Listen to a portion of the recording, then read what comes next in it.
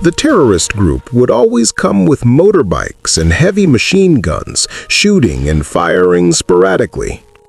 Each strike was more brutal than the last.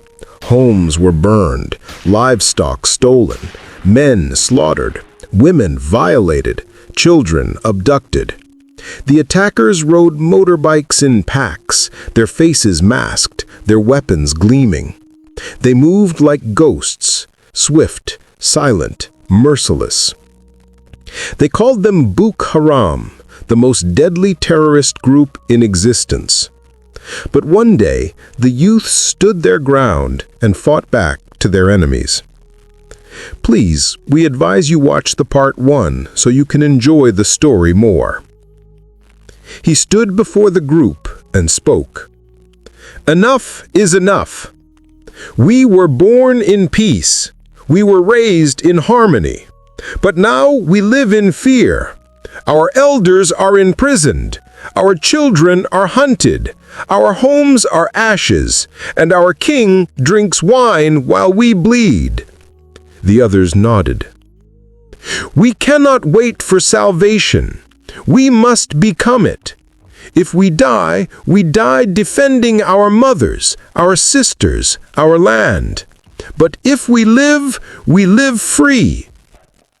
A murmur of agreement rippled through the crowd. Obina raised his machete. "Let the storm begin!" The days after Obina's declaration were filled with a quiet urgency. The youths who had gathered beneath the baobab tree dispersed into the shadows, each carrying the weight of a decision that could cost them their lives. They were no longer just farmers, hunters, or students. They were the heartbeat of a dying village, and they had chosen to fight. But resistance, like fire, needs fuel, and Umodo was running out of strength. Families were starving, crops were abandoned. The river, once a source of life, had become a graveyard, its banks littered with the bodies of those who tried to flee. The forest was no longer a refuge, it was a hunting ground for the masked men who rode in from the hills.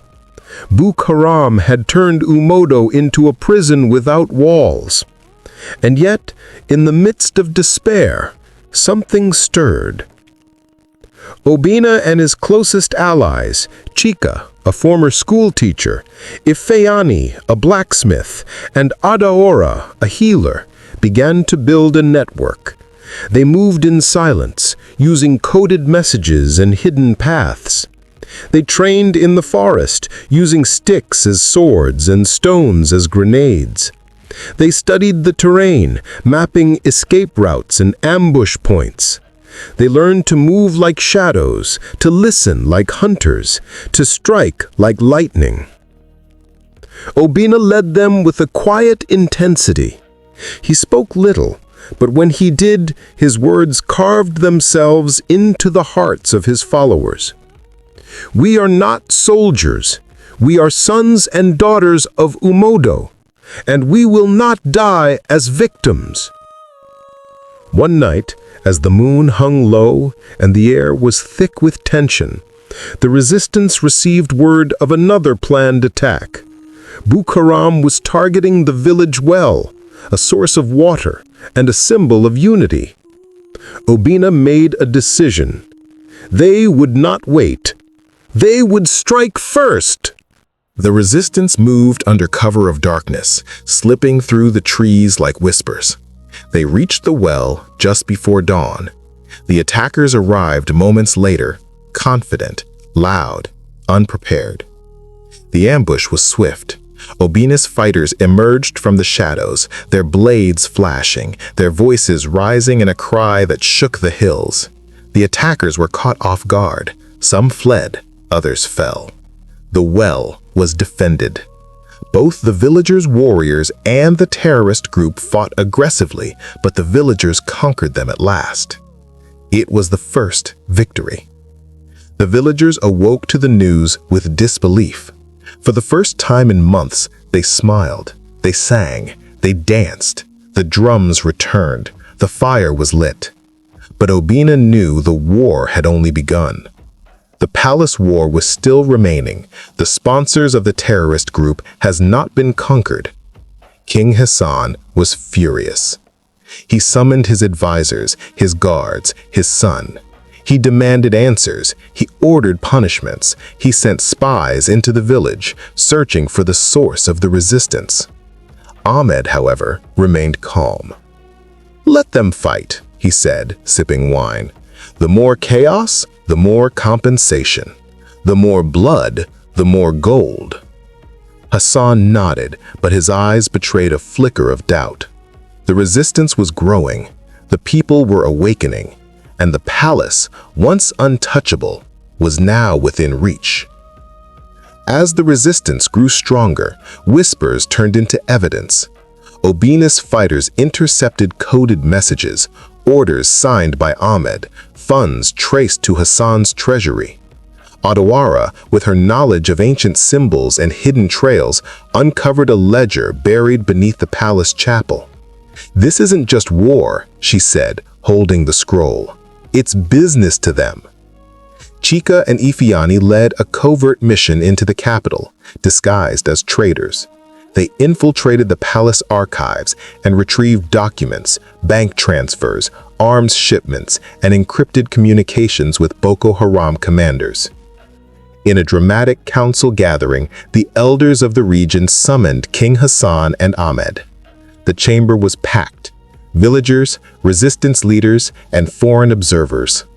Obina stood before them, scrolls in hand. "You betrayed your people," he said, voice steady. "You fed the fire that burned our homes." Ahmed tried to laugh it off, sipping wine. But Hassan's face had changed, no longer furious, just defeated. One advisor, shaken by guilt, confessed. "They paid for blood. They sold our peace." The evidence was irrefutable. He looked at the crowd and whispered, "I thought I was protecting the kingdom." Hassan's crown was removed by the eldest council member, who said, "A king who trades lives for gold is no king at all." The guards stepped forward, not to defend, but to arrest. Shackles were placed on their wrists. They were led through the palace gates, heads bowed, surrounded by the very people they once ruled. Children watched silently. Elders wept. The drums did not play that night, only the sound of justice echoing through the streets. In the final scene, Hassan and Ahmed sit in a dim prison cell, stripped of power, their names now etched in history not as rulers, but as traitors. And the storm is far from over. Obina stands beneath the baobab tree once more, his machete raised, his voice steady. "We have tasted victory, but we must not forget the cost. For every life we save, we risk our own. For every step we take, the enemy watches. But we are Umoradu, and we will not fall." The crowd roars. The drums beat. The fire burns, and the silence before the storm becomes the cry of revolution.